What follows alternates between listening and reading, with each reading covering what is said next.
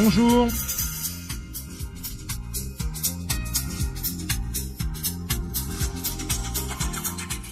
Bonjour à toutes, bonjour à tous, Richard Faniki en micro, c'est IPGR Chronique Info. IPGR Chronique Info, c'est le magazine de l'Institut de prévention et de gestion des risques urbains.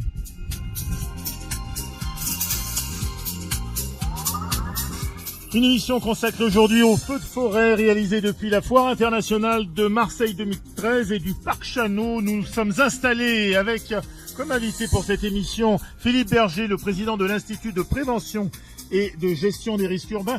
Claude Collin est avec nous également. Claude Collin est président du conseil scientifique et technique de l'IPGR. Monsieur le député Christian Kert nous fait l'honneur et le privilège d'être à nos côtés qui est député donc des Bouches-du-Rhône, président du conseil d'orientation pour la prévention des risques majeurs. Nous allons parler également avec lui des feux de forêt, puisque c'est le thème de cette émission. Avec nous également aujourd'hui Amandine Lacoste, déléguée générale du réseau AVEC. Le réseau AVEC, c'est le réseau d'alliance de villes européennes de culture. Elle va nous en parler dans quelques instants. Nous avons également monsieur Jacques Rousset, qui est président du Conseil international des sciences, de l'ingénieur et de la technologie, et de l'UATI, l'Union internationale des associations et des organismes techniques. Nous aurons également avec nous monsieur Maillet. Monsieur Maillet est ingénieur de recherche à l'IRSTEA. L'IRSTEA, c'est l'Institut national de recherche en sciences et technologies pour l'environnement et l'agriculture.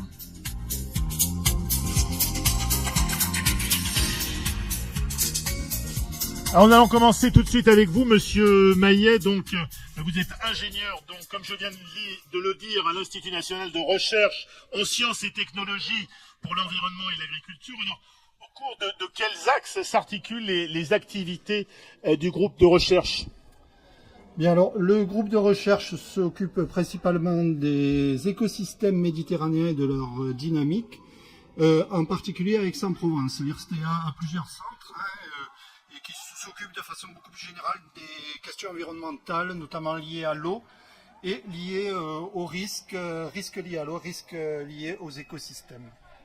Alors, Forest Fire est une conférence internationale organisée par l'IRSTEA, conférence qui vient de se terminer, qui s'est déroulée à Aix-en-Provence. Alors, cette conférence visait à partager des informations sur la modélisation et la cartographie du risque d'incendie de forêt, en particulier sur la vulnérabilité des interfaces habitat-forêt.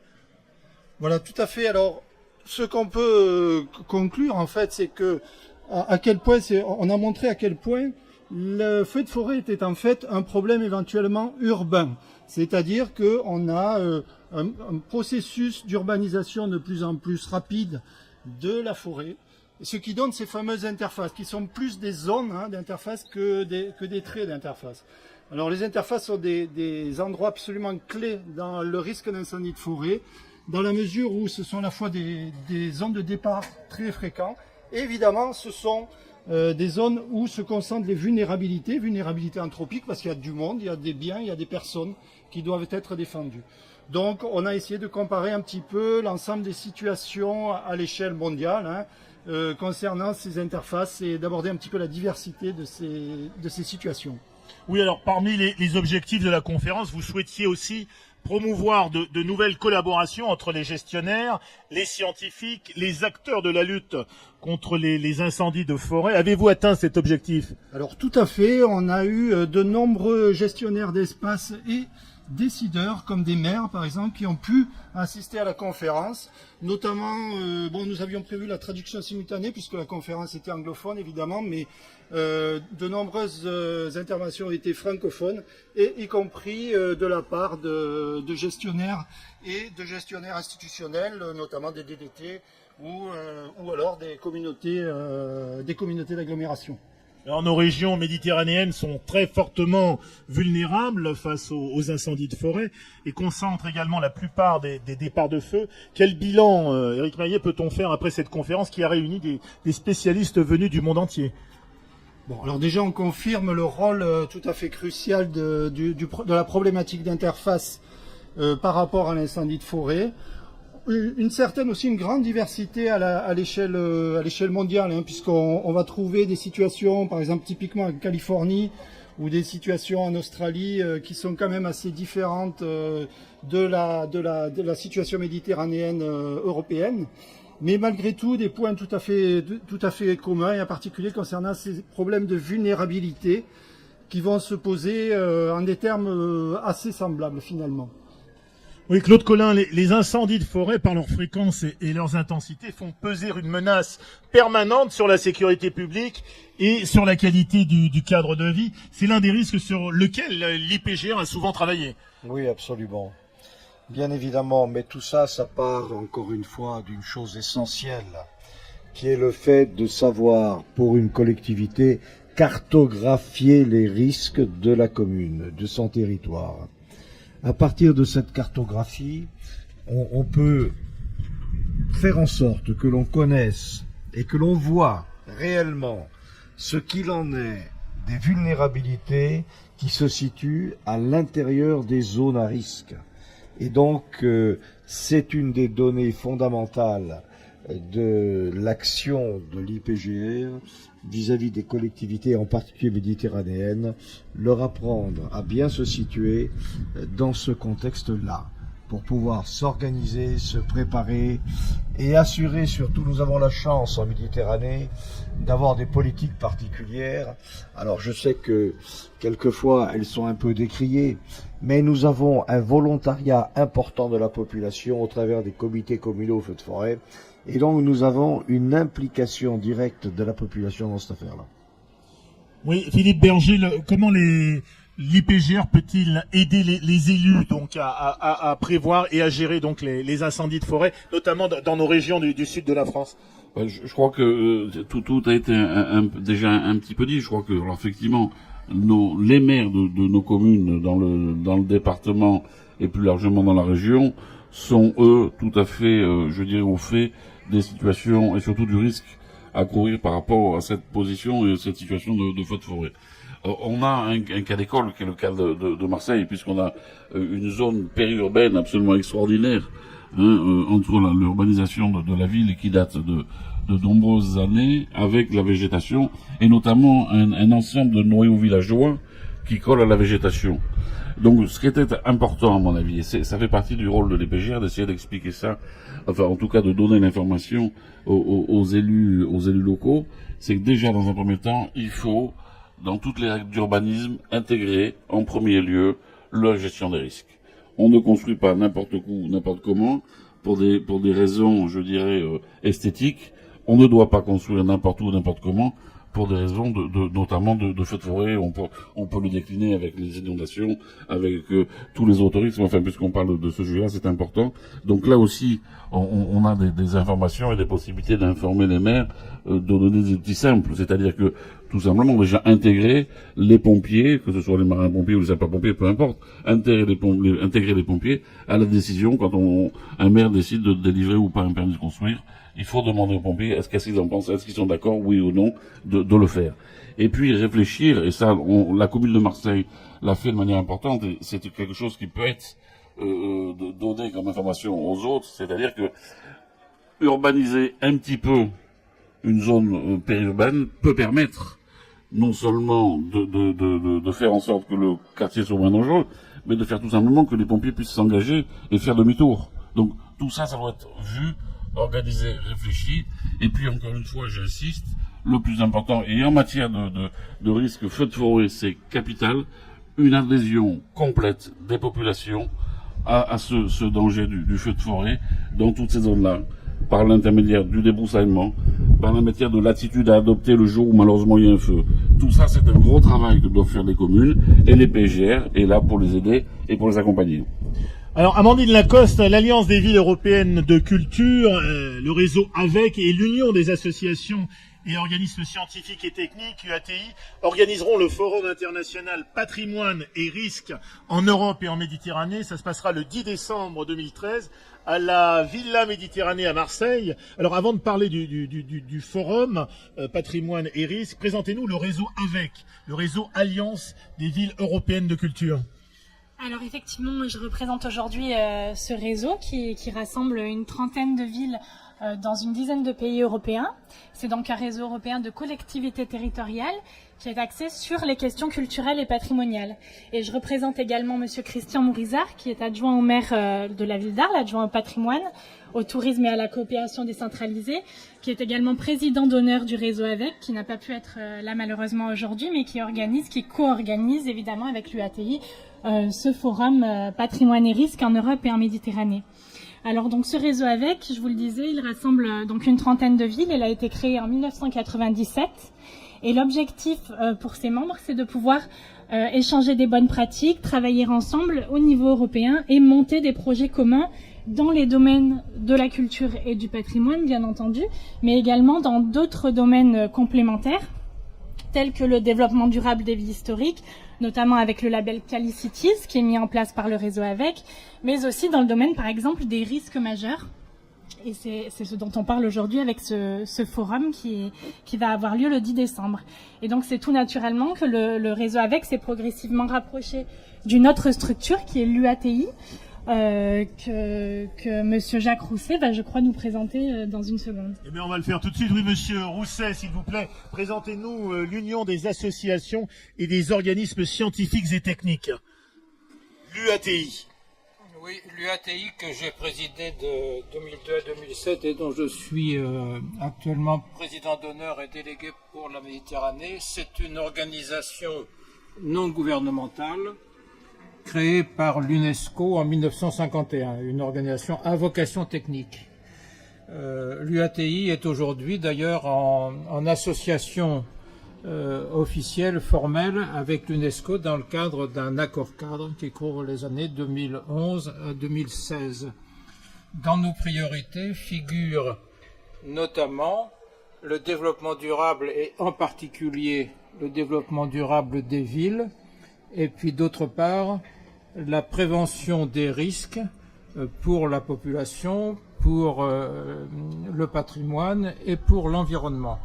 C'est donc tout naturellement que l'UATI et le réseau AVEC se sont rapprochés pour le forum dont on va parler dans quelques instants et pour également des opérations réalisées depuis quelques années. Et c'est également pour cette raison que l'IPGR et l'UATI travaillent ensemble et amicalement depuis une dizaine d'années. Alors, à quel décideur public le forum est-il destiné ? Ce forum est destiné d'abord aux décideurs, les élus des collectivités territoriales concernées du bassin méditerranéen, nord et sud, également à tous les professionnels qui sont concernés par les patrimoines et les risques, qu'il s'agisse des techniciens, des chercheurs, etc. Et donc notre ambition, c'est d'apporter à ces différents partenaires des éléments de référence pour les aider dans la gestion des risques et dans la gestion des patrimoines de cette grande région euro-méditerranéenne. Oui, Amandine Lacoste, au niveau des acteurs européens, qui ce forum rassemblera-t-il ? Justement, on vient de le dire, on vient de parler des grands acteurs donc européens et méditerranéens en charge des risques et des patrimoines. Donc là, on aura tout type d'acteurs, des chercheurs, des élus locaux, des décideurs publics, des étudiants également. Il faut rappeler que ce forum est gratuit, donc il a vocation aussi à rassembler le plus grand nombre autour de cette question, et notamment les plus jeunes qui commencent déjà à s'intéresser à cette question des risques et des patrimoines. Et il rassemblera tous ces experts là dans plusieurs buts en fait, pour plusieurs objectifs. Le premier, c'est de promouvoir évidemment les pratiques et les savoir-faire exemplaires dans ces domaines. Le deuxième, c'est de développer une approche transversale de la gestion des risques et des patrimoines. On n'a pas forcément toujours l'occasion de parler de ces deux domaines-là au cours des mêmes débats, des mêmes discussions.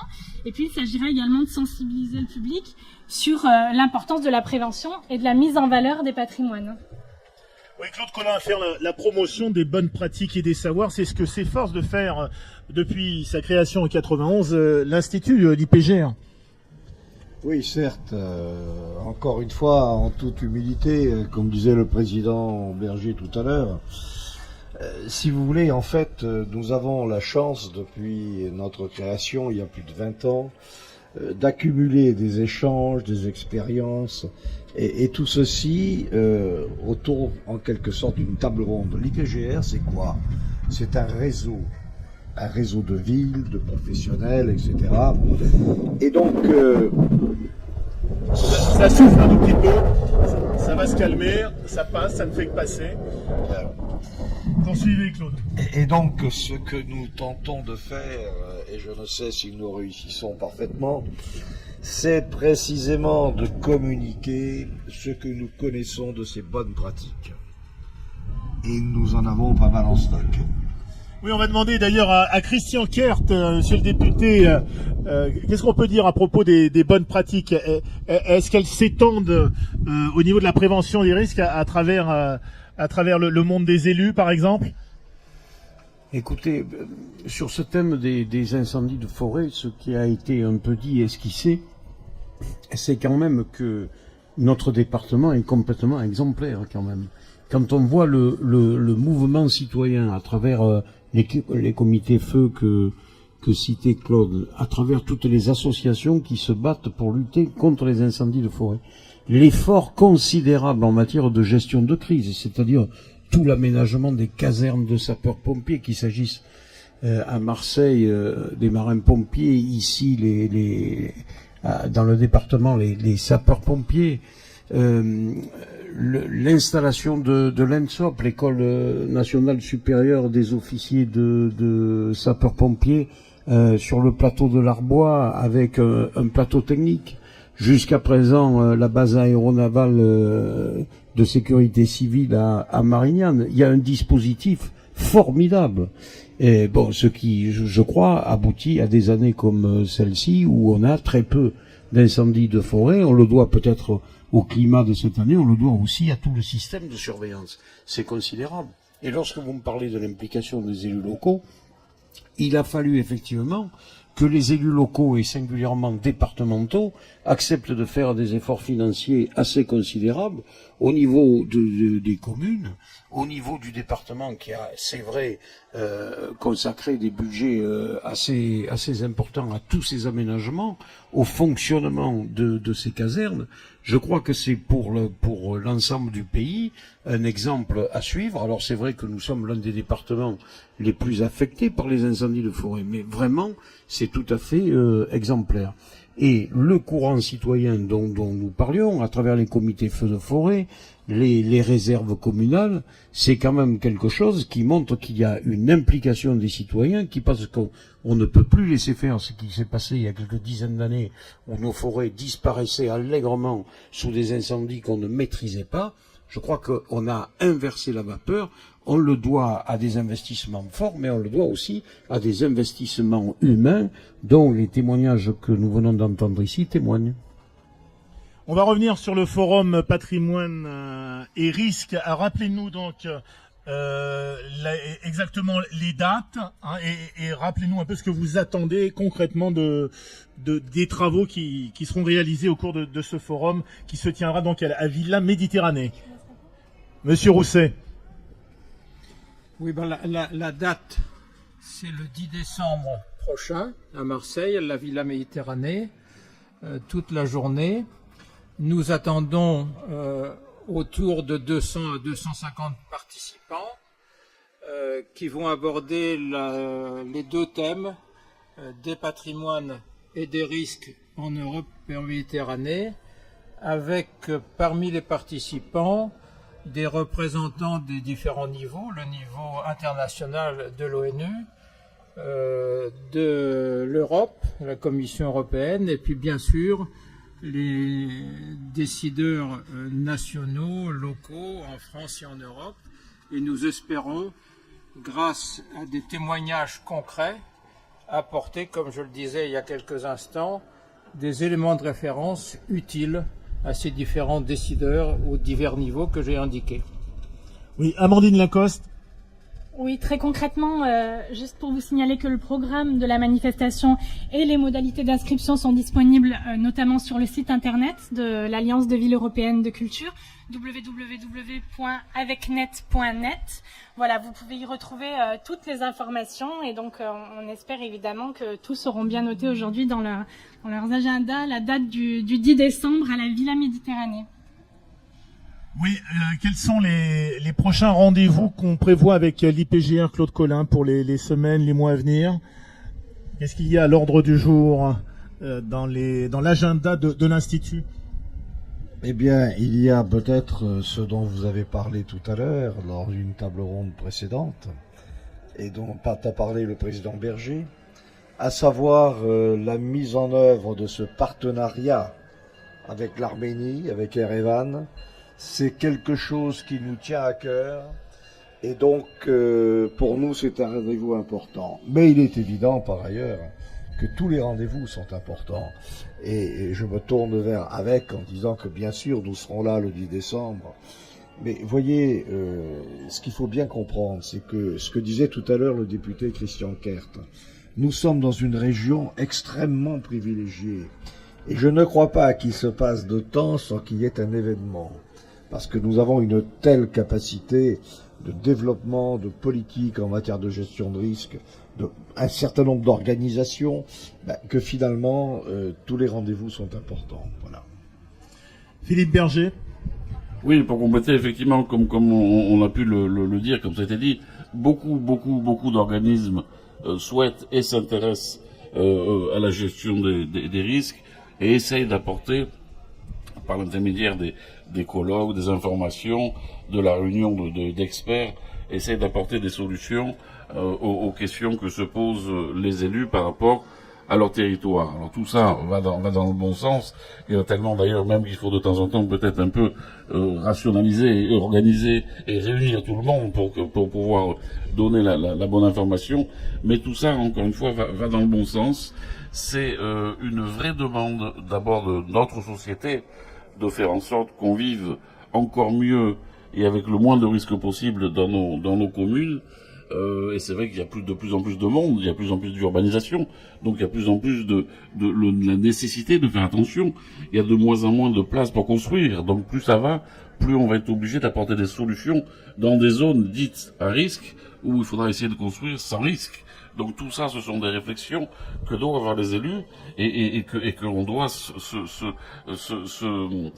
soutenir et s'épauler par rapport à des spécialistes, à ces colloques qui peuvent donner aux élus cette information-là.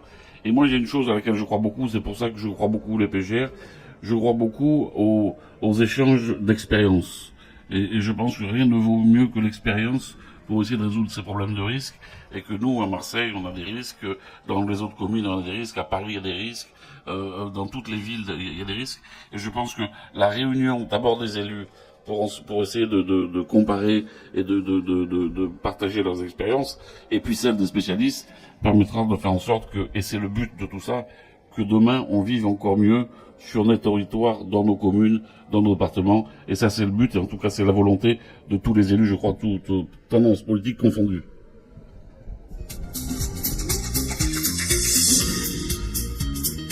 Voilà, merci madame, merci messieurs, c'est la fin de IPGR Chronique Info, merci à vous toutes et à vous tous d'avoir participé à cette émission.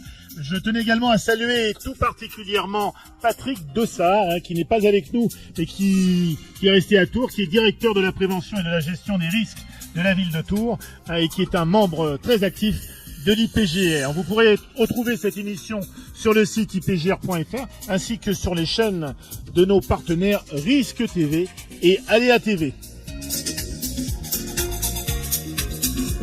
Voilà, en attendant de vous retrouver pour un prochain numéro de IPGR Chronique Info, je vous souhaite de passer une excellente semaine et je vous dis à très vite sur Dialogue.